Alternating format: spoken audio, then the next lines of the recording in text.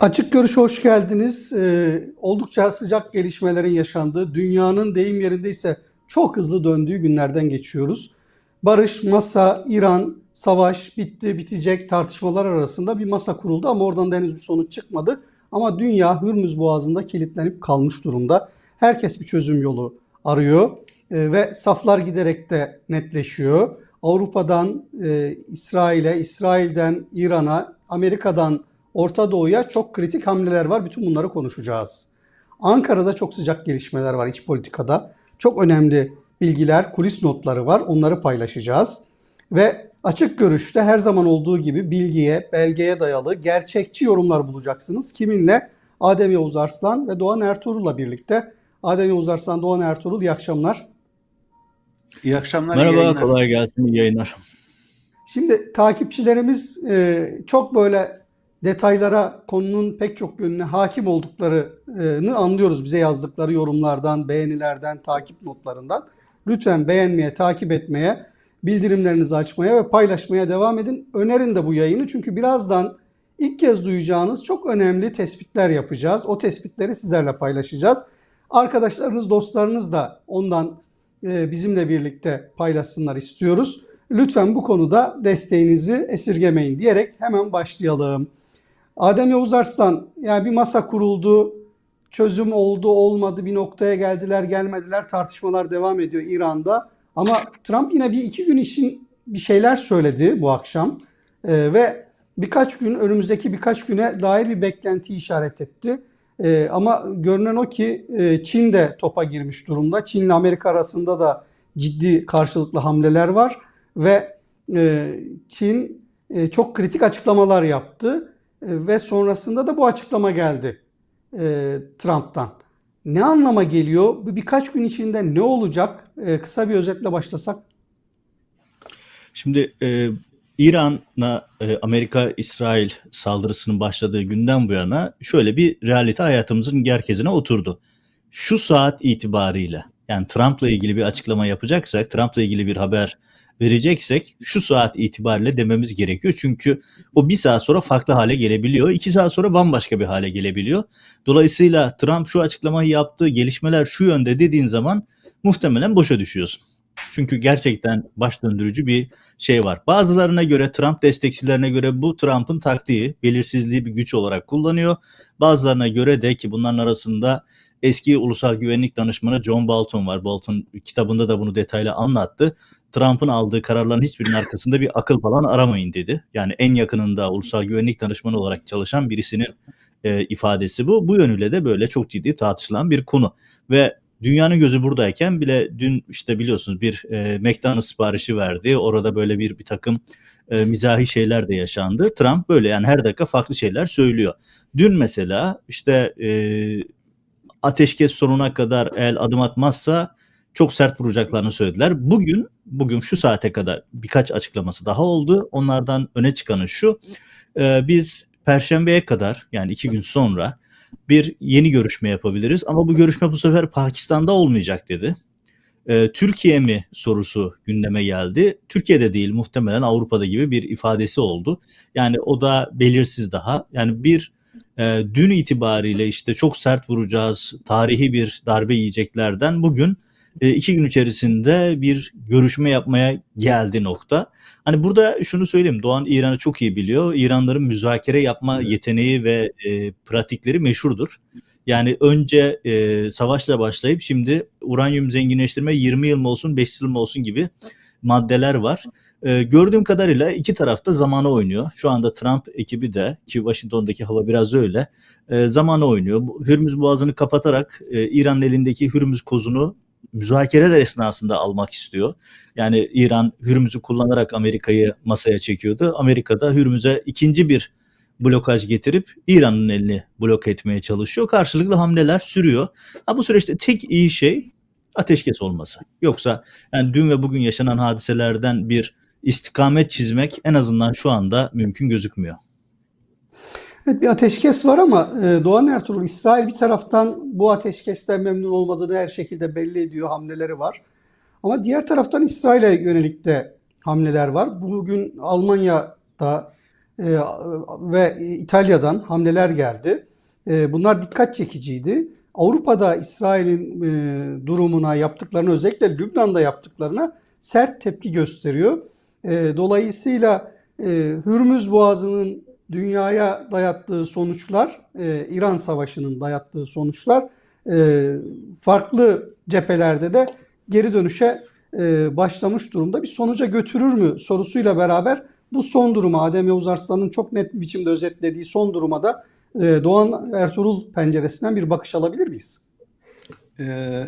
Yani şöyle, Adem gerçekten çerçeveyi çok iyi çizdi. İranlılar çok müzakerecidir ve müzakerecilikleriyle diplomasi sahasında da bilinirler. Hatta eski NATO Genel Sekreterlerinden bir tanesinin yıllar önce lafı vardı. İranlılarla 500 yıl müzakere edebilirsiniz. Yani sizin de her şeyi 500 sene müzakere edebilir İranlılar.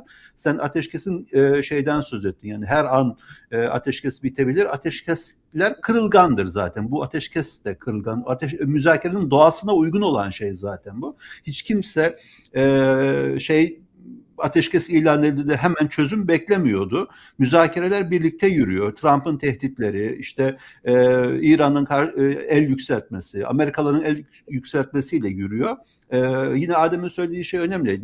En güzel tarafı işte İran'ın medeniyetini yok edeceğim aşamasından en azından şu an ateşkes var. Şu an savaş var ve İran'ı yok edeceğim kapsamında bir saldırı ihtimali daha zayıflamış gibi görünüyor. Bu müzakerelerden bir sonuç çıkmasını İranlılar da istiyor. Anladığımız kadarıyla Trump başta olmak üzere Amerikalılar da istiyor. Bir sonuca varırlar mı? Muhtemelen varabilirler. Varmama ihtimallerini tamamen bertaraf etmeden söylüyorum bunu. Ama bu müzakerelerin nasıl sonuçlanacağı, hangi alanlarda anlaşmaya varılacağına dair bir kestirmede bulunmak için henüz çok erken. Evet, Avrupa'dan yükselen, İsrail'e yönelik yükselen sesler kamuoylarının baskısıyla öncelikli olarak yükselen sesler. İtalya'dan, Meloni'den tepki geldi. Malum işte önceki hafta bir İtalyan kilisesine yönelik bir şey vardı. İsrail'in engelleme durumu vardı. Sonra İtalyan askerlerinin bulunduğu Birleşmiş Milletler görev gücüne yönelik bir taciz atışı vardı İsrail'in. O nedenle Meloni tepki gösterdi. Ve savaşın gerçekten iyi hatırlattın sen onu. Önemli sahalarından birisi Lübnan. Lübnan'da sadece geçen hafta içerisinde bir hedefe yönelik saldırı 300 sivil Beyrut'ta hayatını kaybetti. Bakın 300 kişi sadece bir saldırıda hayatını kaybetti. Ve Lübnan'da ölen insan sayısının 2000'e yaklaştığı söyleniyor. Savaşın en büyük kayıplarından bir tanesi. Maalesef dünya kamuoyundaki Avrupa'dan yükselen tepki o anlamda değerli görmek lazım. Ölen insan değilmiş muamelesi görüyor Orta Doğu'da ölen insanlar. Müzakerelerin bir şeyle, anlaşmayla sonuçlanmasını umut edelim. Ama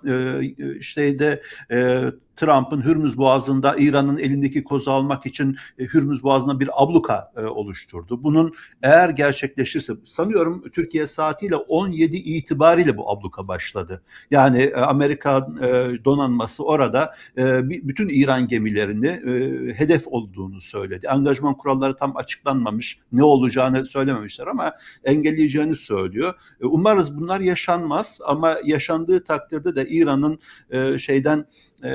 Bab el Mendeb'den, yani Suud petrolünün ana kaynağından geçen boğazı kapatacağına dair ve savaşın şiddetini artırabileceğine dair şeyler var. Bunlar dileyelim ki kötümser senaryolar olsun. Orta Doğu'da her kötümser senaryo pekala olabilir gibi görünüyor. Ama müzakerelere şans tanınıyor olmasını, Amerikan yetkililerin bugün yine ben açıklamasını Vance'ın sanıyorum gördüm. Yani sonuca ulaşabiliriz gibi şeyleri vardı. Bütün bu tehditler içerisinde İranlıların da bugün bir şey açıklaması vardı. Bu zamanlamalara dikkat etmek lazım. Savaşta gördüğü zararın 250 milyar dolar civarı olduğu söyleniyor. Bu hiç kamuoyuna yönelik de bir şey olabilir. Bir anlaşmaya İran kamuoyunu hazırlamak için de bir açıklama olabilir. Dileyelim ki dediğim gibi müzakereler bir sonuç versin ve savaş daha şiddetlenmesin. Bu ihtimal zayıf bile olsa şu an mümkün görünüyor. Evet, yani herkesin temennisi o yönde, çağrılar da o yönde. Politikalarda böyle gitgeller var. Adem Yavuz Arslan, şöyle bir şey oldu mesela. Trump bir fotoğraf paylaştı X hesabından. Sonra gelen tepkiler üzerine geri çekti. O paylaştığı fotoğrafı şimdi yönetmen arkadaşım, editör arkadaşım ekrana getirecek. O getireceği fotoğraf işte bu. Yani tasvir aslında çok üzerinde tartışılan ve tepki gösterilmeyi hak eden bir tasvirdi. Hazreti İsa'nın ölüleri diriltmesini tasvir eden bir sahneydi. Ya da hastaları iyileştirmesini. Şimdi Trump böyle bir mesaj verdi, sonra bunu geri çekti bu atmosferde.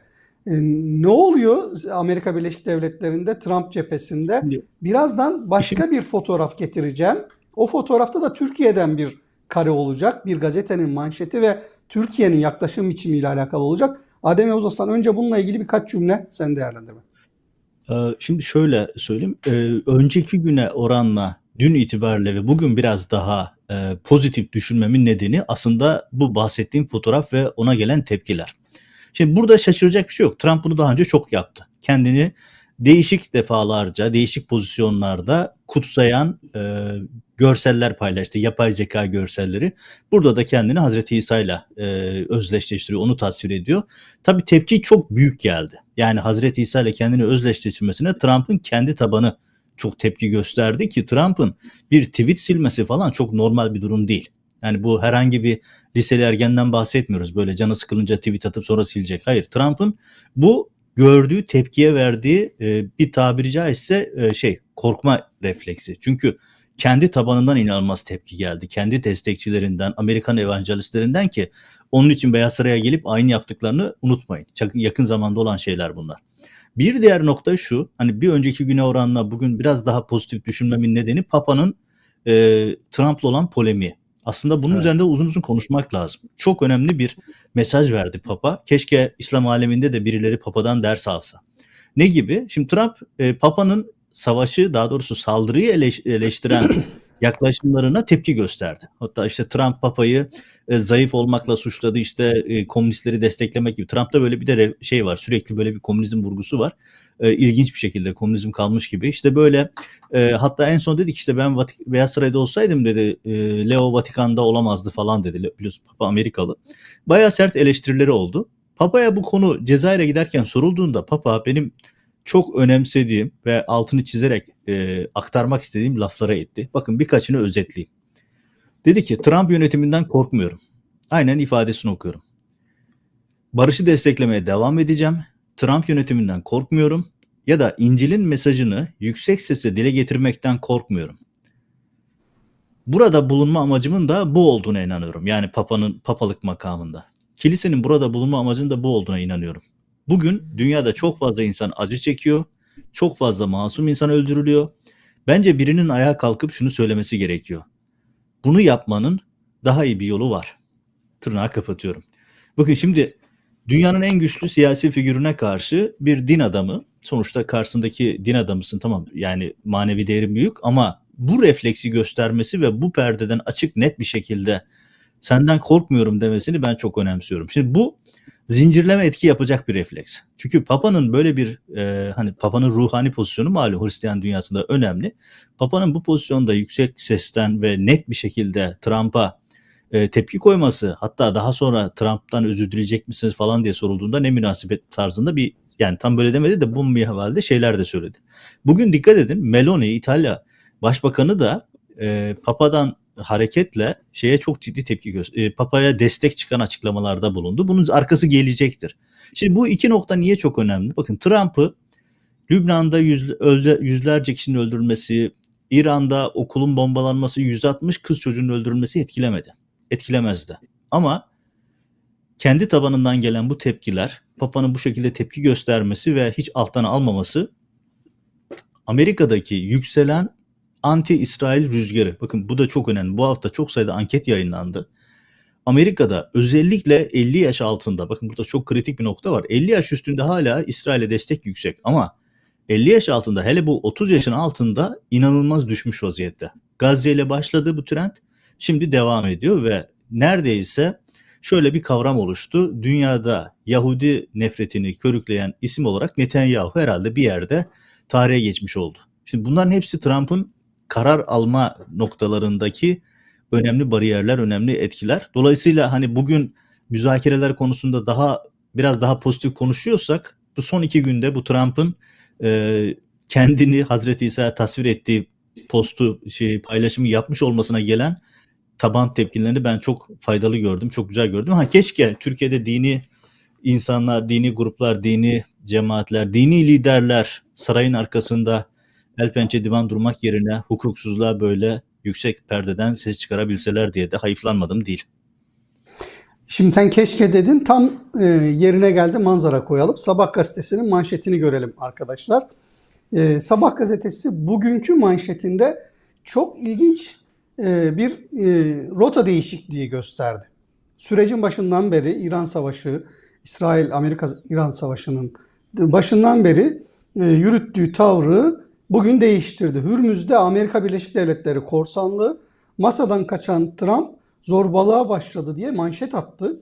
Altına da Trump başkanlıktan azledilsin, sesleri yükseliyor diye Amerika Birleşik Devletleri'nden gelen tepkileri verdi. Şimdi bu aslında Sabah gazetesinin manşeti demek sadece bir gazetenin yayın kadrosunun olaylara bakış açısı, perspektifi değil. Doğrudan sarayın attığı manşetler bunlar, başlıklar.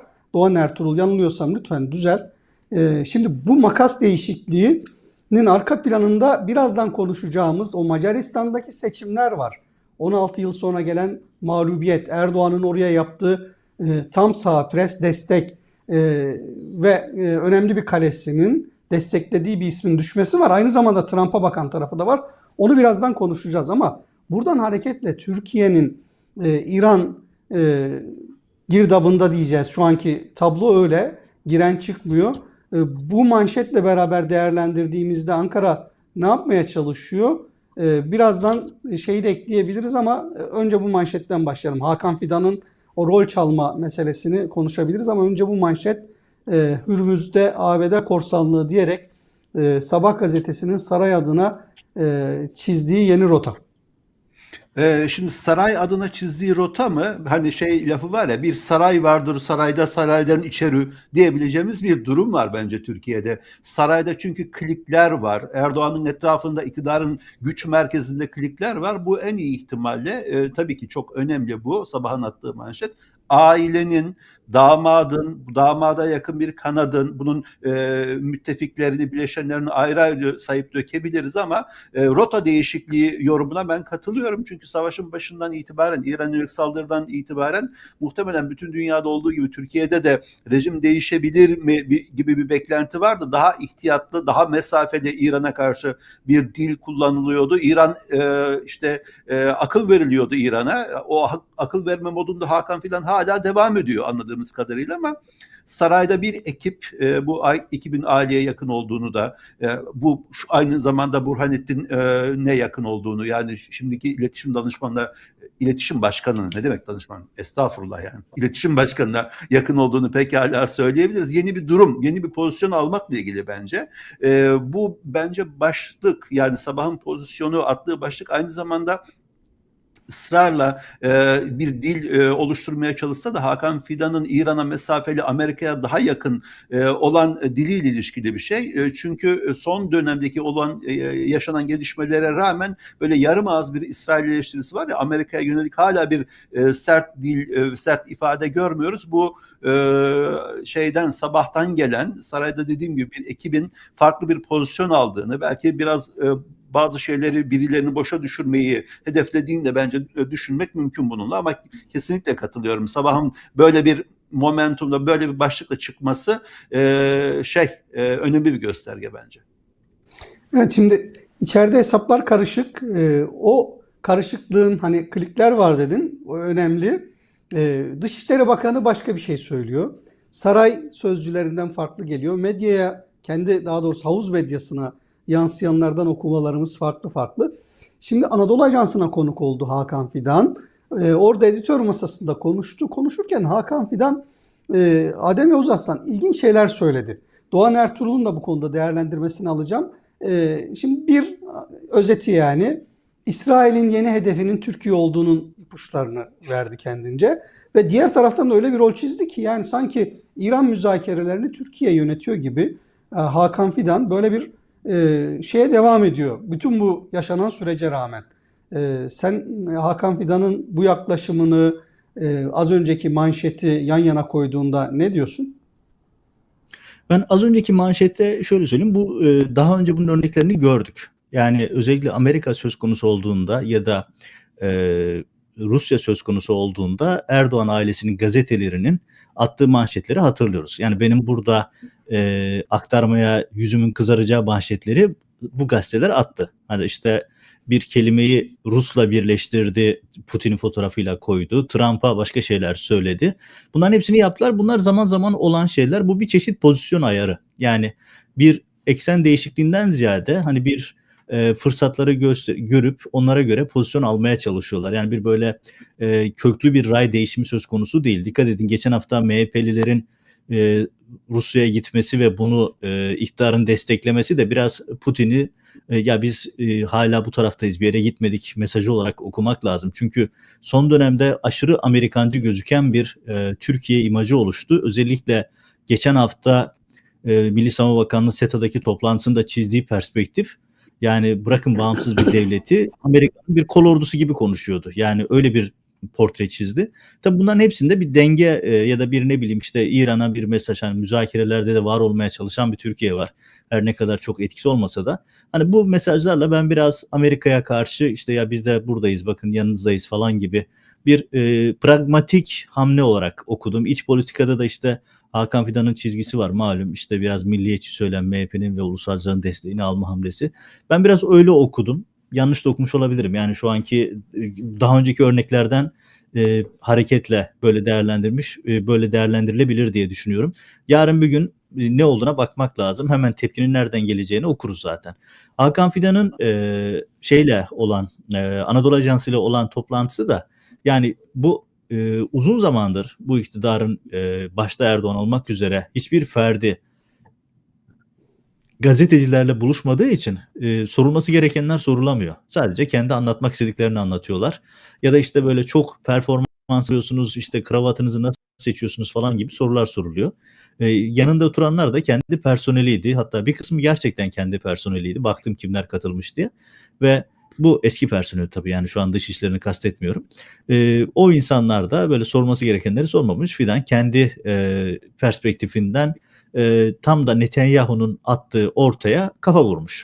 Biliyorsun geçen hafta bakanlarıyla birlikte Erdoğan'ı ve Türkiye'yi hedef alan söylemlerde bulundu. Tamamen retorik, içi boş, anlamsız şeyler ama iç politikada hem İsrail'de hem de burada yarıyor. Nasıl bir retorik olduğunu düşünebiliyor musunuz? Hem Netanyahu'ya yarıyor hem Erdoğan'a yarıyor. Hakan Fidan da aynı gelen ortaya fırsatçı bir şekilde kafayı dokunmuş oldu. Ama bölgedeki gelişmeler hiç de öyle gitmiyor. Hakan Fidan'ın çizdiği perspektifte gitmiyor. Bakın birkaç ay geriye alalım takvimi, hatta son bir yıl alalım.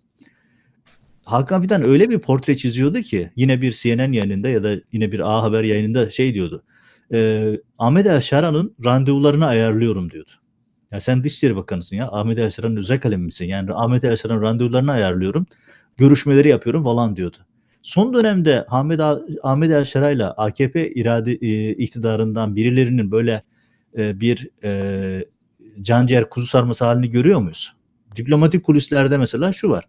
Suriyeliler Türkiye'nin kendisini böyle abi gibi konumlandırıp, yani burada her şeyi biz yapıyoruz, burası bizim arka bahçemiz havası vermesinden çok rahatsızlar. Bunu değişik platformlarda ifade etmişler. Bu diplomatik kulislerde konuşuluyor şimdi. Şimdi böyle bir tablo var. Aynı şeyi şimdi burada yapmaya çalışıyorlar.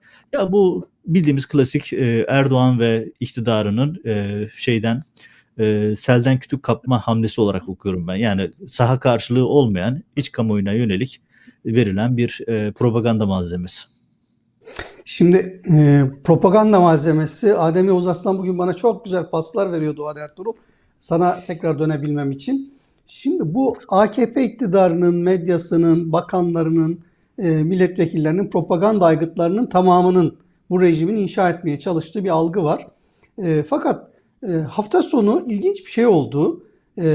Erdoğan'ın açık destek verdiği, az önce konuştuk, Amerika Birleşik Devletleri'ne de Trump'ın da açık desteğini verdiği, başkan yardımcısını gönderdiği bir isim Macaristan'da 16 yıldır iktidarda ve Erdoğan rejimiyle benzer bir yöntem ve metodolojiyle devam ediyor. Yani liberal söylemler, demokratik açılımlar vaadiyle gelmiş ama sonrasında tek adam rejimine dönüştürmek için bütün argümanları kullanmış, yargıyı bu anlamda dönüştürüp kendi lehine kullanmaya çalışmış. Seçim sistemini, bütün alternatif çıkış yollarını kapatmaya çalışmış bir isimden, Orban'dan bahsediyoruz. 16 yıl sonra kaybetti ve sürpriz oldu bu herkes için. Çünkü pek şans verilmiyordu. Şimdi bu kayıp üzerinde çok konuşulması, yeni dünya düzeni, Orta Doğu'daki gelişmelerle beraber paralel baktığımızda Avrupa ekseninde başka değişimlerin de habercisi olabilir mi sorusu var, bir taraftan tartışılıyor. Bir taraftan da herkesin aklına gelen soru o. Türkiye'ye benzetilebilir mi? Türkiye'deki rejimin durumu bununla örtüşür mü? Bununla benzeşen bir akibet yaşar mı sorusu var. Şu aralar benim gördüğüm, konuştuğum insanlar tam tersini öngörseler de söyleseler de Erdoğan rejimi açısından. Doğan Ertuğrul, sen nasıl düşünüyorsun? Bu Orban'ın kaybı, Macaristan'da yaşananlar, İran ekseninde sıkışmış olan Türkiye açısından, Erdoğan rejimi açısından ne ifade ediyor? Evet, sen formüle ettin. Yani Orban'ın devrilmesi, seçimi kaybetmesi 16 yıl sonra Türkiye için model olur mu? Türkiye'de de benzer bir şey yaşanır mı sorusu çok doğal olarak Türkiye'nin gündemindeki en önemli sorulardan bir tanesi ve Türkiye sanki iktidarıyla muhalefetiyle Macaristan seçimleri değil de Orban kazanacak mı, kaybedecek mi? Kazanırsa Türkiye açısından ne olur, kaybederse ne olur? Üzerinden okudu. Çok belli öyle okudu. Şimdi Macaristan Türkiye üzerine çok fazla değerlendirme yapılıyor. Öncelikle şeyi söyleyebilirim. Budapeşte buraya 2,5 saat mesafede bir yer var. Şahane bir şehir. Avrupa'nın bence en güzel şehirlerinden bir tanesi. Henüz gidemedim ama Orban'ın kaybından sonra Budapeşte'ye gidip Tuna kenarında bir kahve içip Türkiye'ye Budapeşte'den selamlar diye bir fotoğraf falan göndermeyi düşünüyorum. Çünkü önemli bir şey bu. Başta senin söylediğin şey. Ama gitmişken Gülbaba'ya da uğra ama yani Gülbaba'yı Evet, da evet. ihmal etme. Daha önce bir Gülbaba'ya bir gitmişliğim var. Gülbaba'ya da bir gitmek gerekir. Gerçekten Budapeşte şahane bir şehir. Şunu belki gözden kaçırılmasına fırsat vermemek lazım. Bir, çok dağıtmadan şeyi söyleyeceğim. İran'la Amerika arasındaki müzakereler Türkiye'nin başından itibaren bütün talebine rağmen İslamabad'da yapıldı, Pakistan'da yapıldı. Türkiye ortada yok. Sen söyledin sanki Türkiye müzakereleri kendisi kotarıyormuş filan gibi bir propaganda yapmaya çalışıyor ama şunu söyleyebilirim. Eğer o müzakereler Türkiye'de yapılmış olsaydı, Adem söyledi, ikinci aşaması acaba burada olabilir mi falan filan diye. O müzakereler Türkiye'de yapılmış olsaydı şu an başka bir Türkiye görürdük ve Erdoğan ekranlardan inmezdi herhalde. Orada olmadı. Bu şans verilmedi. Bu imkan verilmedi çünkü İran istemiyor ve Pakistan seçildi. Orban meselesinde de şunu belki görmek lazım. Orban Avrupa'nın en otokrat lideri. Avrupa'nın en otokrat lideri laf öyle şaka maka bir laf değil. 16 yıllık iktidarında yaptığı birçok uygulama, Erdoğan'dan önce, Erdoğan'la eş zamanlı ve Erdoğan'dan sonra yaptığı birçok uygulama Türkiye'de Erdoğan'ın yaptığına, rejim inşasına çok fazla benzer nitelik taşıyor. Ve Orban'ın Macaristan'da dünyadaki en büyük destekçileri Putin, Netanyahu, Trump. Bunu biliyoruz değil mi? Dördüncü kim? Açık ara Erdoğan. Açık ara Erdoğan'dı. Yani Orban gibi bir liderin en yakın destekçilerinden biri Erdoğan'dı ki yine kamuoyundan gizlenen bir başka şey. Orban açık bir şekilde ben Macaristan'da Müslüman mülteci istemiyorum diyen bir liderdi. Ama bu Erdoğan'ın en yakın Avrupa'daki müttefiklerinin biri olduğu gerçeğini değiştirmiyordu. Erdoğan açısından sorun da oluşturmuyordu ve Orban seçimi kaybetti. Hani şey var, benzerlikler var mı? Birbirine tamamen benzeyen örnek dünyada yok zaten. Ama iki farklı ülke, biri Avrupa Birliği ülkesi, Türkiye bambaşka siyasi tecrübeler, Macaristan bambaşka siyasi tecrübelerden geliyor filan ama otokrat liderler, sağcı otokrat liderler, popülist liderlerin ne olacağı konusunda tabii ki çok önemli bir örnek teşkil ediyor. Çünkü bir Orban'la ilgili seçimi kazanan Magyar deniyor. Macar diye telaffuz etmekte bir beis yok diye söylediler. Seçimi kazanan lider ne vaat etti? Macaristan'a ne vaat etti? Özgür basın vaat etti. Anayasaya dönmeyi vaat etti. Hukuk vaat etti. Hukuk vaat etti. Yani sağcı bir liderdi, solcu değildi. Zaten orada solcu lider diye, sol bir ajandaya sahip diye kimse desteklemedi muhalefeti. Yani Orban'ın kaybetmesinin nedeni sol oyların patlaması değildi. Ama özgürlük talep ediyorlardı, anayasa talep ediyorlardı, özgür basın talep ediyorlardı ve bu taleplerle devirdiler Orban'ı. Bütün bunların Türkiye'de en temel gündem maddelerinden biri olduğu çok açık. Türkiye'deki muhalefetin, toplum kesimlerinin en temel taleplerden biri olduğu çok açık. O nedenle ben bekledim. Bugün aramış, Erdoğan aramış. Orban olsaydı ve Orban kazanmış olsaydı mesela bu seçimi, şunu rahatlıkla söyleyeyim. Erdoğan ülkedeki istikrar, sevgili dostum Orban bir daha kazandı. İstikrarın kazandığını görüyoruz. İstikrar şöyle, istikrar böyle, sevgili dostum böyle diye açıklamalar yapardı. Bölgesel ve küresel gelişmeler görüşüldü filan gibi sade suya tirit bir açıklama yapılmış İletişim Başkanlığı tarafından. Tebrik etmiş ama bu Erdoğan açısından, rejim açısından, otoriter rejimler açısından büyük bir kayıptır. Kesinlikle büyük bir kayıp, büyük bir yenilgidir. Onu görmek gerekiyor. Bunun Türkiye'ye yansımaları olur mu? Muhalefet bunu organize edebilirse tabii ki olur. Çünkü talepler çok benziyor, tepki çok benziyor. Orban'ın Macaristan'ın yaptığı birçok şey Erdoğan'ınkine çok benziyor. Yani basın tekeli oluşturdu. Bakın bir tane örnek vereyim. Yapamadım yani teyit edemedim ama doğru olduğunu tahmin ediyorum. Yanlış bilgi vermemek için teyit edemediğim bilgisini veriyorum. Yahu seçimi kazanan lider eski partisinden, yakın çalışma arkadaşlarından, sağ kanattan gelen bir lider ve seçim sabahına kadar Macaristan Devlet Televizyonu'nda konuşma fırsatı bulamamış. Yani Türkiye'deki TRT modelinde olduğu gibi, dikkatinizi çekerim. Medya tamamen muhalefete kapatılmış durumda. Medya üzerinde inanılmaz büyük baskılar var. İnanılmaz bir tek adam rejimi oluşturulmuş. Bürokrasi onun üzerine inşa edilmiş. Devletin kurumları tamamen Orban'a ve tek adama bağlı hale getirilmiş. Bunlar ne kadar tanıdık geliyor değil mi? Buna rağmen büyük tehditler de oluşturdu. Yani Orban seçmeni tehdit etti.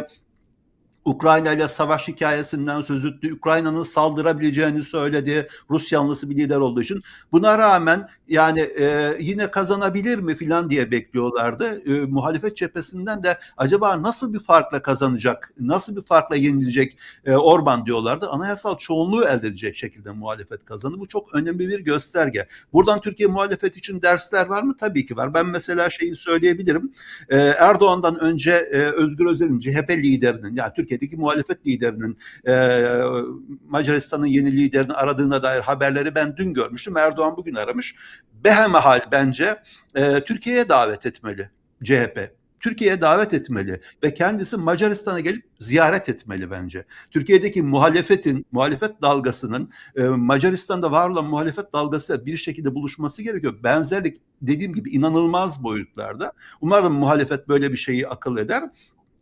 Ama bu her ne kadar o sağcıdır, Türkiye'deki farklıdır falan filan denilse bile sadece ve sadece iktidar yanlısı hesapların Türkiye'de, iktidar yanlısı hesapların ısrarla Macaristan konusu her açıldığında, Orban'ın seçim yenilgisi, mağlubiyeti, hezimeti her açıldığında Macaristan Türkiye'ye benzemez diyerek başlıyor olmaları bu benzetilmeden ne kadar kaygı duyduklarını, korktuklarını gösteriyor. Yani niye burada ben gördüm. İlk gördüm, zikretmezsem olmaz Adem, Şamil Tayyar gördüm. Ne alakası var? Macaristan Türkiye'ye benzemez diye Şamil Tayyar paylaştı. İsmail Saymaz da paylaştı. İsmail Saymaz ve Şamil Tayyar hattında nasıl bir gerilim olduğunu artık bilemiyorum ama o bile paylaştı. Çok var. İbret alacaklar için büyük dersler olduğunu düşünüyorum. Türkiye muhalefeti Orban'ın hezimetini ve muhalefetin neleri söyleyerek kazandığını, ne yaparak kazandığını bence organize edebilmeli Türkiye'de. Bir şeyi söylemezsem eksik kalır. Başından itibaren yıllardır da bunu konuşuyoruz. Orban için bile eğer yakın fark oluşursa, seçimi az bir puanla kaybederse acaba seçime hile karıştırır ya da görevi devretmemek gibi bir yola tevessül eder mi gibi beklenti vardı, kaygı vardı daha doğrusu. Ama inanılmaz bir fark olduğu için buna tevessül etmedi ve iktidarı devredecek daha doğrusu Orban, Macaristan lideri. Türkiye'de bu olursa bir seçim yenilgisi yaşarsa Türkiye'deki iktidar bunu devreder mi? Baştan net olarak söyleyeyim. Macaristan'daki kadar kolay olmaz. O kadar söyleyeyim. Şimdi AKP'li Şamil Tayyar'ın AKP eski milletvekili diyeyim. İsmi geçmişken hatırlatmakta da fayda var. Bizim burada hem MC ekranlarında hem de farklı programlarımızda sıkça dile getirdiğimiz bir konu da O da nihayet bir ses vermiş. Önüme düştü. Onu da paylaşayım. Bu özellikle Akın Gürley'in yaptığı o son Can Holding, başka operasyonlar, başka isimleri yapılan operasyonlarda serbest bırakması üzerine Hazine Bakanı ve Akın Gürlek'ten, Adalet Bakanı'ndan açıklama yapmalarını istemiş. Bu kamu vicdanını Evet. kanattı demiş. Yani bunlar niye operasyon yapıldı? O İstanbul Altın Rafinerisi ve Can Holding ile ilgili olarak sonra niye serbest bırakıldı diye perde arkasına dair önemli bilgiler de var. Birazdan Akın Gürlek bahsinde onu konuşuruz. Ama Adem Yavuz Arslan, şöyle bir anket var Mart ayına ait ve 11 seçmen anketini, bugün seçim olsa hangi partiye oy verirsiniz sorusuna cevap aranan anketi özetlemiş. 11 anket toparlanmış. Onlardan bir sonuç çıkarılmış Mart ayında yapılan anketlerden. Ve çok da ilginç bir tablo var. Bu sonuçlara göre 32.14 Cumhuriyet Halk Partisi'nin oy oranı ve birinci parti. 31 Mart 2024'teki oy oranı kadar. İkincisi ise AKP, AK Parti 31.9 oy oranı almış. Diğer partilerin oy oranları var. Aşanlar var, aşamayanlar var. Ona çok girmeyeceğim ama burada şunu açmak istiyorum. Yani işte Macaristan örneği Doğan Ertuğrul net bir biçimde özetledi. Fakat içeride işte Ankara Büyükşehir Belediye Başkanı Mansur Yavaş'a yönelik işte soruşturma izninin verilmesi, devamında Ankara'ya gelen bir operasyon dalgasının olduğunun işareti. İşte İstanbul Büyükşehir Belediye Başkanı Ekrem İmamoğlu ve o operasyonda alınanlarla ilgili yürütülen davalar, davalardaki yaşanan skandallar, Silivri'ye ilişkin şok bilgiler, pek çok konu başlığı var. Muhalefet hala abluka altında. Bu ablukayı da kırmaya çalışıyor fakat sarayın entrikalar oyunları da bitmiyor. Mutlak butlan meselesi var. İşte Kemal Kılıçdaroğlu eski Türkiye Büyük Millet Meclisi Başkanı, bizlerin de bir dönem Ankara'da gazetecilik yaptığımız dönemde yakından tanıdığımız, Allah rahmet eylesin, Hüsamettin Cindor'un vefat sonrasında cenaze töreninde Özgür Özel'le selamlaşmaması ve parti içi tartışmalara baktığımızda Türkiye'de muhalefetin buradan bir çıkış yakalama, bu Macaristan örneğinde olduğu gibi bir dönüşüm yapma şansı anketlere göre var. Ama reel durum nasıl? Şimdi muhalefetin durumundan önce Macaristan seçimleriyle ilgili birkaç noktaya dikkat etmekte fayda var. Aslında ben Şamil Tayyar ve İsmail Saymaz'a katılıyorum. Türkiye Macaristan değil. Çünkü Macaristan'da seçimi kazanacak en güçlü siyasi rakip yargı eliyle tutuklanmadı. Macaristan'da muhalefetin elindeki belediye başkanları sırayla tutuklanmadı. Gazeteler, televizyonlar başsavcı eliyle bu şekilde tehdit edilmedi. İşte güya İsmail Saymaz ve de diğer ekiplerin Akın Gürlek olayındaki örneğini de gördük. Başka işte yargı, evet, Orban tam anlamıyla Putin'in izinden gidiyor. Bu arada söyleyeyim, yani Putin bu iki ismin, hem Orban'ın hem de Erdoğan'ın tabiri caizse mentörü. Bu işlerin üstadı o çünkü. Ve geçersiz oyları kabul eden bir şey yok, yargı yok şeyde, Macaristan'da. Bunun gibi listeyi uzatmak mümkün. Evet, Macaristan bir Türkiye değil. Ama bu seçimin alınması gereken çok önemli sonuçları var. Türkiye bu sonuçlardan ders alır mı? Yani ben çok umutlu değilim. Çünkü daha önce Mamdani de inanılmazı başarmıştı New York'ta. Muhalefet buradan ders almak yerine, işte az önce sen de söyledin, ya affedersiniz de çocukça bir iş ya. Koca koca adamlar, yaşı başı geçmiş adamlar cenazede birbirlerine selam vermiyorlar. Birbirlerini görmedik diyorlar. Böyle gözünün içine baka baka insanın. Hani insanlar düğünde, cenazede bari böyle mizansenler yapmaz yani, normal bir insan. Şimdi siz bu ana muhalefet partisinden Macaristan'daki gibi bir başarı bekler misiniz? Ben beklemiyorum. Macaristan'daki seçimin başarısındaki en önemli nokta neydi biliyor musunuz? Tamam, medyayı soranlar, ekonomik sorunlar, işte Amerikan Başkan Yardımcısının gidip Orban için miting yapması, telefonda Trump'ı dinletmesi, yani Türkiye'deki bakanların yaptığı gibi her şey Türkiye'nin birebir aynısıydı. Ama orada muhalefet başka bir şey yaptı. Muhalefet ne yaptı biliyor musunuz? Muhalefet dedi ki ideoloji değil, sonuç önemli. Özetleyerek anlatıyorum. Ve kazanmak için bir araya geliyoruz dediler ve şunu söylediler. Kazanmak için herkesin aynı düşünmesi gerekmiyor. Yani şimdi mesela bakın, Türkiye'deki en büyük handikap ne? Erdoğan'ın da en büyük başarılarından birisi bir muhalefeti parça parça bölmek. Ya düşünün ya, ana muhalefet partisinin Bir eski genel başkanı, bir sonraki genel başkanı cenazede karşılaşıyor, selam bile vermiyorlar. Partinin iki parça olduğu, ya İstanbul'da hala bir kayyum var. Gürsel Tekin hala getirip orada çay içiyor kayyumda. Yani böyle bir partinin bütün o ayrılıkları bırakıp seçime kazanmaya endeksli olarak ve kazanmak için herkesin aynı düşünmesi gerekmiyor dedi. Bakın, Macar muhalefet lideri Macar. Yani gerçekten çok önemli bir başarıya imza attılar. Aynı şey Türkiye'de olur mu? Valla Macaristan'da seçimi kaybeden Orban değil, aslında Orban'ın kurduğu sistemdi. Yani bu sistemin çok ciddi bir darbe aldığını gördük. Aynı şey Türkiye'de olur mu? Çok kolay değil. Bu muhalefetin performansına bağlı. İmkansız değil ama muhalefetin performansına bağlı. Çünkü biz Türkiye'de bir Avrupa Birliği üyesi olmadığımız için, bakın, Macaristan'ı kurtaran Avrupa Birliği üyeliğiydi, kurumlardı. Şimdi bizdeki en büyük handikap şu: muhalefetin böyle paramparça olması ve karşısında Erdoğan'ın pervasızlığı. Ya bugün Mansur Yavaş'a açılan soruşturma. Yani bu komik bile değil. Hani komik bile değil ya. Mansur Yavaş demişler ki işte kamu imkanlarını, belediye otobüslerini, ses sistemlerini falan bir mitinge göndermişler. Ya bunun mucidi Türkiye'de AKP ve Erdoğan. Belediye imkanlarıyla siyaseti finanse etmek Erdoğan'ın alamatik farikası. Hadi onu hatırlamıyorlar diyelim. Daha geçen ay Ramazan'dı. AKP'li Tarım Bakanı mıydı? Hangisiydi? Biri askeri helikopterle iftara gidiyordu. Hani birilerine soruşturma açacaksanız herhalde Mansur Yavaş o listenin en son sırasına gelir. Ama buradaki mesele açık. Yani Erdoğan kendisi için tehlike oluşturan bütün siyasileri tutuklatma hedefinde olduğunu gösterdi. Mansur Yavaş'a sopayı gösterdiler. Bakalım Mansur Yavaş bunu gerektiği gibi geri gönderebilecek mi, yoksa geri adım atacak? O da onun siyasi kaderini belirleyecek. Evet. Şimdi iktidar cephesinde bu tartışmalar devam ediyor bir taraftan, ama diğer taraftan şöyle bir durumla karşı karşıyayız.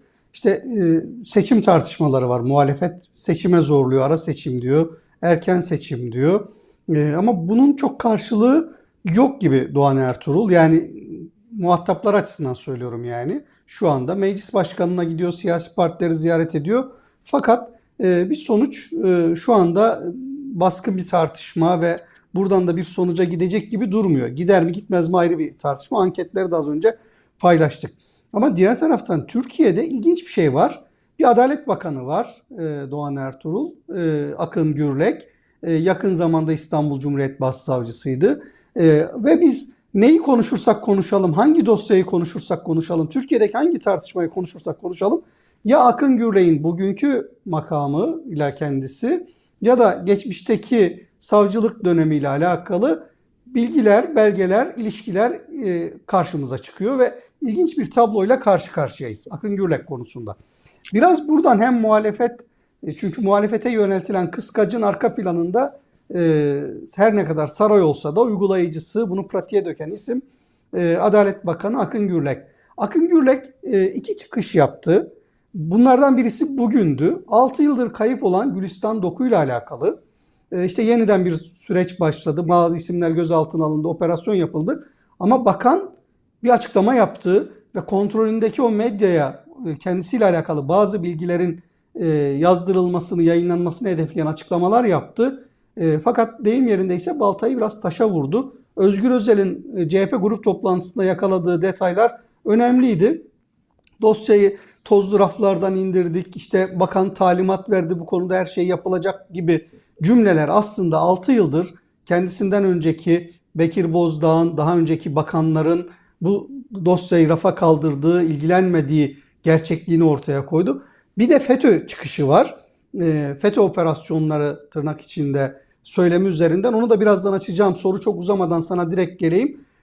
Bir rota çizmeye, kendince bir gündem almaya çalışıyor ama arka planında tabii Öncü Sönmez'in ifşaları var. Türkiye'nin öğrendiği kendisiyle alakalı bilgiler ve kendisini de aşan, Akın Gürlek'in boyunu da aşıp AKP'yi, Erdoğan rejimini resmeden skandallar zinciri var. Akın az önce söylediğimiz gibi Şamil Tayyar'ın bile artık isyan ettiği. Şimdi burada bu çıkışlar ve bu skandalların üstünü örtmeye Akın Gürlek'in bu çıkışları yetecek mi Doğan Ertuğrul? Sen ne görüyorsun? Diğer operasyonlarla da ilişkilendirirsek. Kapsam çok genişliyor ama ne yapayım? Çünkü hepsi de birbiriyle iç içe geçmiş durumda. Gündem bu diyorsun. Güzel. Yani Akın Gürlü'ye gelmeden önce ben muhalefetle ilgili şey söyleyeyim. Şimdi e, Özgür Özel'in ara seçim kararı yok efendim, şey olsun, erken seçim çağrısı olsun, bu sonuç almaya yönelik mi yoksa gündem oluşturmaya mı yönelikti? Bu bence değerlendirmek gerekir. Gündem oluşturduğunu da söylemiyorum. Yani sonuç almak bir tarafa, gerçekten gündem oluşturdu mu, istedikleri bu muydu bilemeyiz. Ama bugün Devlet Bahçeli yok efendim seçim zamanında yapılacak dedi. Erdoğan geçen gün efendim ara seçim falan filan yok dedi. En azından bunu şeye getirmiş oldular, gündeme getirmiş oldular. Bu arada Devlet Bahçeli'nin söylediği seçim zamanında yapılacak lafı da çok manidar. Seçim zamanında yapılırsa eğer, bir anayasa değişikliği olmazsa Erdoğan aday olamıyor. Öyle küçük bir sorunumuz var. Yani bir erken seçim kararı alınmazsa ve seçim zamanında yapılırsa ve bir anayasa değişikliği yapılmamış olsa Erdoğan aday olamıyor. Buradan bile Bahçeli Erdoğan'ı sıkıştırır mı belirli konularda, adaylığı konusunda değil tabii ki, belirli konularda sıkıştırabilir mi? Muhtemel sıkıştırabilir bence. CHP'nin şey kısmı da, yani düşün, Ankara'da Mansur Yavaş'a soruşturma başlatıyorsunuz. Adem'in söylediği gibi ya, gerçekten 2023'teki seçimlerde efendim belediye araçlarını kullanmışlar. Adem belediyeyi söyledi. Yahu Cumhurbaşkanı Erdoğan, Cumhurbaşkanı sıfatıyla, forsuyla seçim kampanyaları yapıyor. Cumhurbaşkanı forsuyla, Cumhurbaşkanı sıfatıyla yaptığı şeylerde, mitinglerde efendim İstanbul'da Mansur'a, Ankara'da Mansur'a, İstanbul'da İmamoğlu'na vermeyin diye kampanya yapıyor. Cumhurbaşkanı sıfatıyla. Valiler karşılıyor. Bugün Özgür Özel söyledi ayrıntılarını. Ya, ve hepimiz dilimiz tutularak izliyor. Ya Cumhurbaşkanı sıfatıyla yapmasa böyle şeyler iyi olurdu filan diyoruz. Mansur Yavaş'a buldukları belediye araçları mevzu. Hani başka şeyler, turbun büyüğü, oradan bir turbun büyüğü hikayesini çıkaracaklar mı bilmiyoruz ama ya komik bile değil gerçekten. Ben şeyi söyleme ihtiyacı duyuyorum. Yani Mansur Yavaş'ın kullandığı makam arabası iddiası Adalet Bakanı'nın tapularından daha önemli yani. Tabii yani Mansur Yavaş'ın seçime giderken Karabük'te mi nerede efendim makam aracını kullanmış. Vay efendim, bu olur mu? Bu işte yasalarımıza aykırı filan diye soruşturma başlatıyor. Adalet Bakanı ile ilgili mafya ile ilişkilerden tapulara bakın. Tapular işin bir kısmı. Mafya ile ilişkilerde bir başka kısım var. Şeyi hiç unuttuk. Lüksemburg'daki şirketten aldığı para filan mevzunu, bu konuşuluyor. Ben bunun ısrarla öyle görülmesi gerektiğini düşünüyorum. Bu Erdoğan rejimi açısından ve Erdoğan açısından topluma bir güç gösterisi gibi sunulmak isteniyor ve bunu böyle gören bir sürü kitle de var. Bu bir zaaf alametidir, zaaf ilanıdır. Yani şey için, Mansur Yavaş için bulduğunuz soruşturma bu ve Mansur Yavaş'ı da bertaraf etmek için bunu kullanmaya mecbur kalıyorsanız bu bir zaaftır bence ve bir güç gösterisi olarak görülemez. Ne kadar zayıf durumda olduğunu bence gösterir. Bu faslı kapattıktan sonra Akın Gürlek şu anki rejimin net olarak, bir zamanlar şey vardı ya, Fahrettin Altun'la ilgili söylüyorduk. Fahrettin Altun, Erdoğan, Hakan Fidan, Milli Savunma Bakanı ve MİT Müsteşarı'nın bulunduğu her karede var olan bir isimdi. O kadar kritik isimdi. Sonra nereye gönderdiler bunu? İnsan Hakları Merkezi diye bir yere gönderdiler. Sonra yalvar yakar Vatikan'a gitti. Hep diyorlar ya, doğru yere göndermişler, günah çıkarsınlar falan filan. Ailecek günah çıkarmaya gitmişler anladığım kadarıyla. Akın Gürlek'in akıbeti bundan daha iyi olma ihtimali yok. Ama şu an rejimin en kritik adamlarından bir tanesi. Ana muhalefeti dize getirme, yola sokma filan görevini üstlenmiş gibi görünüyor. Burada gerçekten şeyi söylemek mümkün. Yaptığı şeyler, ilk televizyon mülakatından itibaren söylediği şeyler, atıyorum şimdi filan diye konuşan bir adam, Adalet Bakanı. Ne bir hukukçu olabilir böyle, ne başarılı bir siyasetçi olabilir. Son derece yetersiz, son derece kalitesiz bir adam. Hukukçuluğunun da kalitesiz olduğu, siyasetçinin de kalitesiz olduğu ortada. Bu açıklaması da şimdi bu Nedim Şener'e konuşuyor. Sadece yani Nedim Şener'e konuşuyor ya, Adem iyi bilir. Yani Nedim'le çok uzun yıllara dayanan bir şeyleri var. Ondan sonra Nedim Şener'e konuşuyor. Nedim Şener'in FETÖ dışında bir gündem olamaz. Nedim Şener şu an şey için bile, yani saray medyasının, çomarlar grubunun, o tabirle söyleyeyim, içinde bile, yandaşlar diyorduk eskiden, bu yandaş yetmez, saray medyası yetmez artık. Çomarlar grubunun içinde bile en itibarsızlarından bir tanesi yahu. O çomarlar arasında bile bir şekilde itibar sahibi olan adamlar var. Onlar arasında bile en itibarsızlarından bir tanesi ve efendim işte FETÖ'yle mücadele konusunda yeni bir süreç başlatacağız falan gibi bir şey söylemiş. Çok basit bir hukukçu yorumu gördüm. Yani hiçbir soruşturma da Adalet Bakanı yetki sahibi değildir, talimat veremez, soruşturmayı savcı başlatır ve hiçbir Adalet Bakanı şu anki Türkiye'nin şartlarında da normal şartlarda savcıya talimat veremez. Soruşturmayı başlatmamak savcıların tek vereceği bir karardır. Savcılara soruşturma başlatın talimatı veremez. Bunu bilmiyor mu? Biliyor, önemsemiyor mu? Ama bir de çerçevesi çok önemli. Yeniden yapılanma filan gibi bir gerekçeyle bu şey devam ediyor zaten. Süreç devam ediyor. Ben bunun şununla ilgili olduğunu düşünüyorum. Senin sözünü ettiğin doku hikayesinde de, Gülistan doku hikayesinde de şöyle bir şey vardı. Biraz önce bir arkadaşımla uzun bunu konuştum. Bu tür haberleri iyi takip eden bir arkadaşım. Hala Ankara'da, onun için adını söylemeyeceğim. Şeyi söyledi, yakın zamanda yapılan bir ankette hepimiz gördük bunu. Türkiye'deki adalet ihtiyacı, yani yargıya güvensizliğin artması ve Türkiye'nin en önemli sorunu adalettir. İlk defa, çok uzun zamandır ilk defa, artık ne kadar bilmiyorum, 40 sene 50 sene mi oldu? Ekonomik sorunlardan, hayat pahalılığından, işsizlikten daha önemli hale gelmiş vaziyette. Düşünün yani, adaletsizliğe olan isyan, yargıya olan güvensizlik ve Türkiye'nin en önemli sorunu adalettir sorunu ekonomik sorunlardan bile öne çıkmış durumda. Adalet Bakanı olunca bunun hem kendi imajı bakımından hem iktidarın imajı bakımından bir faydası olabileceğini düşünüp çözülmeyen sorunları çözen, davaları çözen Adalet Bakanı mı olmak istiyor acaba? Hatta işte senin de sözünü ettiği gibi ben Adalet Bakanı'nın talimatıyla ibaresi eklettin haberlere filan diye söylenmiş. Tabii burada şeyi söyleyebilirim. Türkiye'de bir narin hikayesi de var, malum biliyoruz. Türkiye'de hiçbir yargı sürecinin şu an salt yargı süreci olma ihtimali yok. Bu talimatın hemen bakın Gülistan Doku hikayesinde eski Tunceli valisinin oğlu diye hemen gözümüzün önüne getirdiler. Soktular bunu gözümüze. Ben şöyle bir baktım, dedim ki eski Tunceli valisi şu an hala da vali, adı bu kadar kolayla kullanılabiliyorsa demek ki gözden çıkarılabilir durumdadır. Ondan kullanıyor. Yoksa mümkün mü bu iktidarın bir valiyi bu kadar kolay, oğlunu bilmem neyi falan filan gündeme getirmesi? Ne sürpriz değil mi? Süleyman Soylu'nun ekibindenmiş.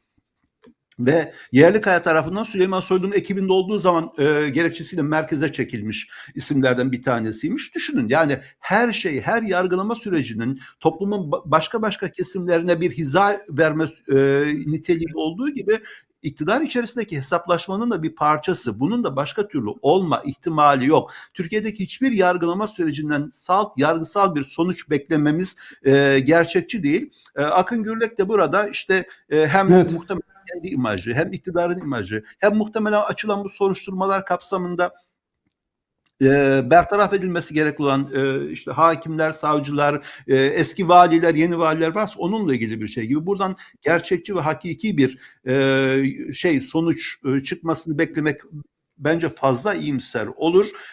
Bunun elini atmışken mesela bir Rojin Kabayiş hikayesi vardı değil mi? Yani öldürüldü. Evet, öldürüldü ve rektörün oğlunun adı geçiyor orada da. Bakalım oraya uzanacak mı? Ekipler çatışmasında kurban edilebilir görüyorsa oraya da uzanır. Yoksa oraya uzanma ihtimali yok. Burada niyetin ne olduğu çok açık yani. Sonuç itibariyle baktığınızda bunca yıldır bekleyen dosyaların, bunca yıldır yaşanan hadiselerin üzerine gitme, sonuç almanın ötesinde Akın Gürley'in sarıldığı bahaneler, gerekçeler, kendini kurtarmak adına Türkiye'deki adalet duygusunu, adalet bekleyişini de nasıl sömürdüklerinin net bir resmi var. Ben moderatörlük kimliğimi bir kenara koyarak söylüyorum. Diğer tırnak içinde FETÖ ile ilgili çıkışlarını da yani ciddiye alıp üzerine konuşmaya başlayınca başka bir sıkıntılı duruma gidiyoruz. Daha birkaç hafta önce aklınızda Türkiye tarihinin en ağır iddiası var. Bir bürokrat ve bir Adalet Bakanlığı koltuğunda oturan isimle ilgili hiçbir bakan bu kadar ağır iddialarla, belgelerle ortaya çıkmamıştı. Hakkında söylemler yoktu. Bunların cevabını vermesi gerekirken, bunları açıklayıp izahat gerektirmesi gerekirken yaptığı şey bu. Diğer taraftan FETÖ meselesi, daha demin uzatsan programımızın da artık son dakikalarındayız. Onunla geleceğim sana ama bizim Antep'te doğduğum topraklarda şöyle bir söz var. Tırnak içinde teşbihte hata olmaz. Şarmutanın 40 tane köyneği olur, elbisesi olur. Birini kendi giyer, 39'unu da yalanlarla, iftiralarla başkasına giydirir derler.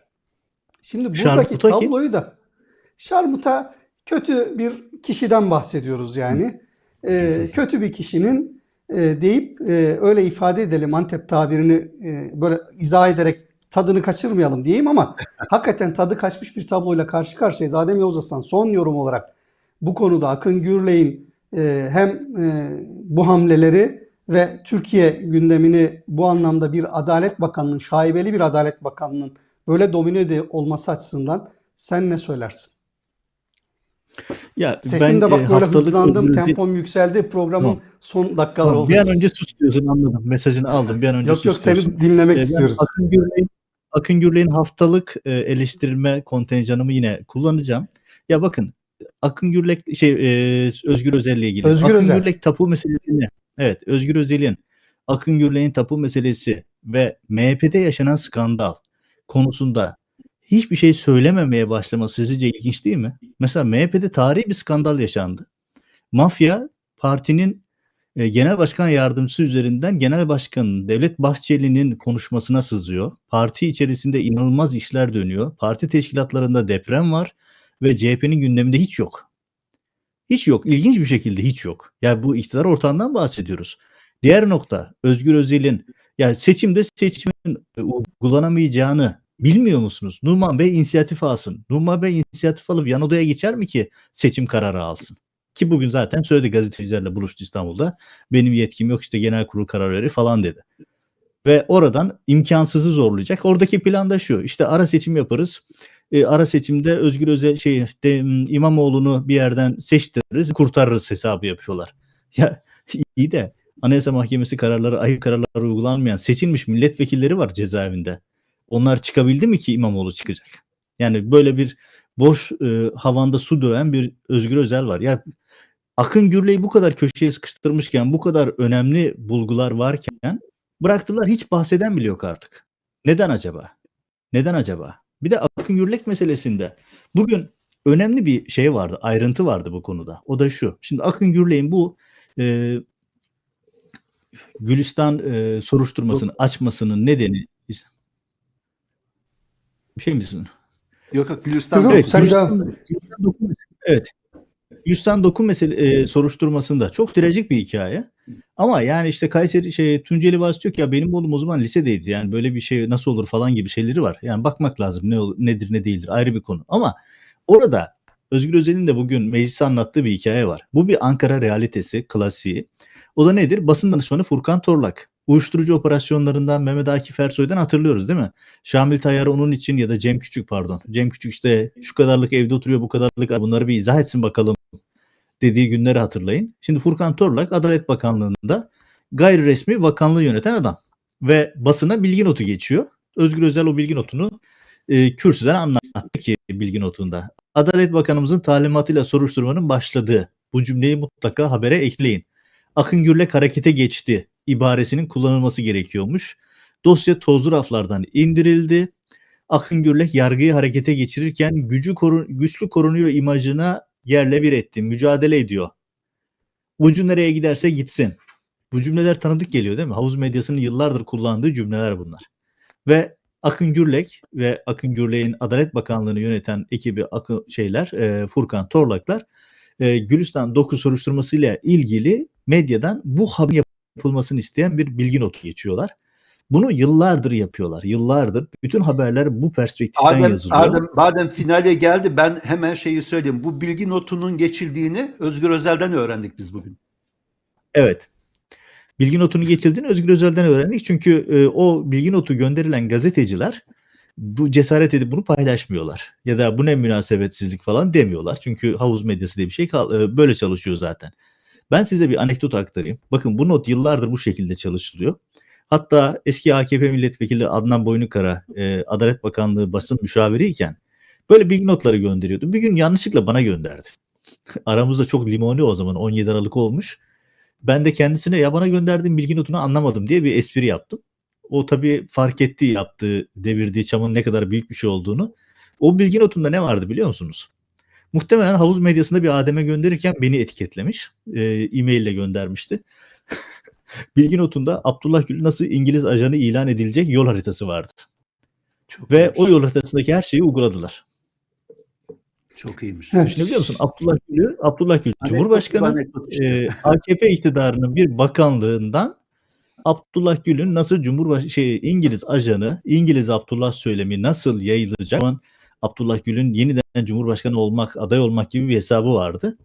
Yapıldı. Ve bunu böyle yaptılar. Ve medyada bunların hepsi yayınlandı, çıktı. Hani buradan şunu söyleyeceğim. Bunun üzerine ben bunu yazdım. Bazı izleyicilerimiz diyor ki bunu niye yazmıyorsun? Daha önce yazdım ben bunu. Abdullah Gül nasıl İngiliz ajanı ilan edildi diye ararsa çıkar o haber. Ya böyle bir şeyi yıllardır yapıyorlar. Burada demek istediğim şey şu. Ya hani Özlem Zengin diyordu ya, utanmıyoruz. AKP'lilerde bu damar alınmış. Yani deşifre olduğu çıktı. Herkes bunu biliyor ama aynı şeye devam ediyorlar. Hani mesela az önce Doğan'ın söylediği şey, Akın Gürlek CMK 160-161 bilmiyor olamaz. Yani CMK 160-161 soruşturmanın tek makamının savcı olduğunu söyler. Bunu bilmiyor ama biliyor, yapıyor. Bakın danışman Furkan bunun sızacağını düşünmüyor mu? Düşünüyor ama iplemiyorlar. Biz her şeyi ele geçirdik. Evet, yani Milliyetçi Hareket Partisi ile ilgili meseleleri de konuşacaktık. Biraz süremiz aşıyoruz. Ama Bu Nedim'i YouTube konuşamadık açısından. abi. Nedim'i konuşmamız gerekiyordu. Nedim'i Tapular, konuşmak lazım küfürler. Az önce söyledi Doğan Ertuğrul biraz ama sen birkaç cümle ekle istersen. Nedim'in hakkı geçmesin Adem Yavuz Aslan. Abi yani şöyle düşünün, bakın şimdi sizinle ilgili tapu belgeleri yayınlıyor. Yayınlayan da Erk Acerer. Ve inanılmaz iddialar var. Ve bir emniyet müdürü Murat Çelik, Ayhan Bora Kaplan davasında mahkemede söyledi. Mahkeme tutanaklarında okuduk. Diyor ki mafyanın yönettiği gazeteciler var. Abdurrahman Şimşek ve Nedim Şener bunlardan diyor. Şimdi Nedim Şener'in bu sorulara, o yayınlanan tapu bilgilerine cevap vermesi gerekmez miydi? Nedim Şener yani ishal olmuş gibi küfrediyor. Ve herkese küfrediyor. Soluğu Akın Gürlek'te alıyor. Akın Gürlek de tapu ve mafya ile ilişkiler sebebiyle eleştiriliyor. Karşısında röportaj yapan, tırnak içerisinde, gazeteci de aynı suçla suçlanıyorlar. Aynı şeyle suçlanıyorlar, ithamlarla. İkisinin de cevabı ne? FETÖ operasyonu. Ya Türkiye'de olup da hala ne FETÖ'sü ulan demeyen herkesin aklından şüphe etmesi lazım. Başka bir şey demeyeceğim artık yani. Yani şimdi bütün bu yaşananların hepsinin özeti baktığınız zaman Türkiye açısından ciddi anlamda bir girdabın, bir algı operasyonunun herkesi kuşattığını gösteriyor. Az önce o Antep deyimiyle biraz da anlatmaya istediğim şey bu. Ama günün sonunda pek çok konu başlığı dediğim gibi bir sonraki programa kaldı. Konu başlıklarını konuşacağız, tartışacağız. Haftaya yine devam edeceğiz. İlginç bilgileri paylaşacağız. Ama her hafta olduğu gibi bu hafta editör arkadaşımızın manşetiyle veda edeceğim. Orada ilginç bir hatırlatma var. Örtülü ödenek davasını hatırlattı yönetmen ve editör arkadaşım. Niye hatırlattı? Çünkü o dönemdeki o örtülü ödenekten kullanılan miktar üzerine yaşanan tartışmalar, konuşmalar 30 bin lira üzerine dönen bir tartışmaydı ve Menderes idam edildi. Siyasal bir davaydı. Türkiye'de siyasal davaların devam ettiğini görüyoruz ama bu davanın hep usturanın bir kenarı muhalefeti keserken Adalet Bakanı'nın hiç bu konuda üzerine atılan iddialarla ilgili, belgelerle ilgili bir şey söylemediğini, üstüne üstlük daha da söylemini büyüterek FETÖ söylemi ve başka dava dosyaları üzerinden kendini kurtarmaya çalıştığını ve yancısının da Nedim Şener olduğunu hatırlatarak Menderes'in yargılandığı ve aldığı ceza zimmet miktarı diye arkadaşım hatırlatmıştı, onu dedi. Biz tabii ki hani siyasal o davalar üzerinden değil ama adil bir yargılamayla mevcut Adalet Bakanı'nın kendisi gibi olmayan daha adil bir bakanın yönettiği mahkemelerin bakanın talimatıyla değil hukukun talimatıyla hareket ettiği bir dönemde bunun hesabını vermesini ve yargılanmasını temenni ederek bu haftayı noktalayalım. Ben geleneğimi sürdürmek istiyorum. Lütfen. Hiç bozma, hiç bozma. Evet, ben geleneklerine bağlı birisiyim abi. Bak şu ceketi de 10 yıldır giyiyorum gelenekler sebebiyle. Şöyle ifade edeyim. Ya ben işin güldük, eğlendik, bir sürü dalga geçtik ya da tepki koyduk bir sürü konu da. Ya hayatın çok acı bir gerçeği var. Türkiye'nin çok acı bir gerçeği var. Gerçekten sabahtan bu yana çok aşırı derecede canım sıkkın. Hasan Balcı birçok insan için bir şey ifade etmemiş olabilir. Hatta işte internette tarayanlar ya da bu isme bakanlar bir tane böyle tebessüm eden bir orta yaş bir insan görürler. Çok trajik bir hikaye. Dün Ankara'da intihar etti. Hikayesi ne diye bakıyorsunuz. Hikayesinde iki oğlu, birisi binbaşı, birisi astsubay. 15 Temmuz kumpası sebebiyle tutuklanmışlar. Müebbet hapis cezası almışlar. Dosyasındaki suçlama, kendisi de bir bakanlıkta bir daire başkanı, bürokrat. Kendisi de 20 ay hapis yatmış, sonra beraat etmiş ama o KHK'lıların uğradığı zulüm, dışlanma, sürekli etiketlenme, yok sayılma, sosyal ölüme terk edilme, çocuklarıyla ilgili umutsuzluk. Ya 10 yıl 2 çocuğunun başına gelenler. Çocukları neyle suçlanıyor? Dosyanın detayını uzatmayayım. Adil Öksüz'ün telefonundan babasını aradılar diye. Hem babası tutuklandı hem de çocuklar. Peki olay neymiş diye bakıyorsun. Adil Öksüz güya darbenin bir numarası ya. Akıncı karakolundayken telefonu yanında. Diğer herkesin telefonu yanlarında değil. Adil Öksüz'ün telefonu yanında. Adil Öksüz telefonundan bunlar babasını arıyorlar nezarethanede. Avukat bul bize, böyle bir durum var diye. Ve bu belli olmasına rağmen adamı yatırdılar. Tabii işini gücünü kaybetti. Çocukları 10 yıldır hapiste ve dün intihar etti. Bakın bu yayına girmeden önce taradım. Aşağı yukarı 130 bulmuş bu benzeri hikayeler. Yani tamam, herkes Akın Gürley'in malını mülkünü konuşuyor. Herkes Erdoğan'ın saraylarını, uçaklarını konuşuyor da burada ateş düştüğü yeri yakıyor. Yani bence artık Türkiye'deki herkesin şapkayı önüne koyup bu yakıcı soruna eğilmesi gerekiyor. İnsanlar bir bir intihar ediyor. Bu büyük bir dram ve bu drama sessiz kalmamak gerekiyor. Evet. Yani pek çok farklı kesimden örnekler de var ama KYK'lıların yaşadığına çok somut ve acı bir örnekti bu. Dolayısıyla bir an önce Türkiye'nin mesela çözüm süreciyle alakalı çok önemli konuşacağımız meseleler vardı bu konularla bağlı. Ve özellikle o bir Öyle bir af süreç mi var? meselesi üzerinde. Nasıl? Öyle bir süreç mi var? Yani başlığa koyduk ama konuşamadık. Hatırlatmış olalım. Haftaya onunla ilgili konuşuruz. Öncelikli maddelerimizden birisi olur. Verdikleri mesajlar vardı. Ama Türkiye'de toplumun barışması, insanların huzura ve refaha kavuşması adına atılacak adımlar konusunda mevcut rejimin ve o rejimin payandalarının maalesef adımlar atmadığı ortada. Direttikleri, Türkiye'yi daha çıkılmaz bir yola götürdükleri ortada. Ama gazetecilerin, toplumun bu konuda hassasiyet gösteren bütün kesimlerinin bu konuda duyarlı olup tekrar bu durumu gündeme getirip takipçisi olmasının nasıl değişikliklere sebep olduğunu az önce Macaristan örneğinde konuşmuştuk deyip bu haftayı eğer Adem Yavuz Arslan hakkını kullandı, Doğan Ertuğrul'un da bir hakkı varsa ki Adem Yavuz Arslan'a verdiysek o hakkı Doğan Ertuğrul'un da vardır. Ha bir dakika erken ha bir dakika sonra Doğan Ertuğrul o son sözü söyleyebilir.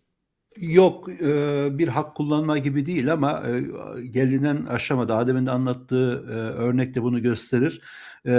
Bu rejime bütün bunların hesabını sormak zorundayız. Türkiye muhalefeti, Türkiye halkı bu rejime bunun hesabını sormak zorunda. Bu rejimden bir şey bekleyerek değil.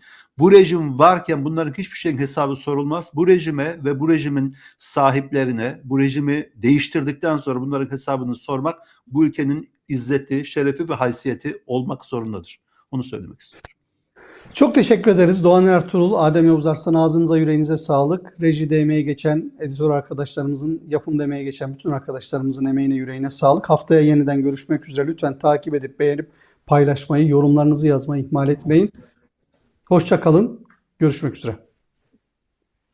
Görüşmek üzere. Bu arada yayınımız bitmediyse arkadaşlar bir hatırlatma yapacaktım ben onu. Son ana saklamıştım ama yayın süre daralınca şey yaptım. Doğan Ertuğrul ve Adem Yavuz Arslan'ın da bu konuda yeni haberler olmuş olabilir.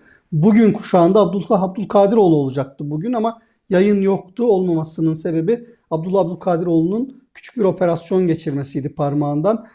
Ona da çok geçmiş olsun dileklerimizi buradan iletiyoruz. En kısa zamanda yeniden bugün de karşınızda olacak.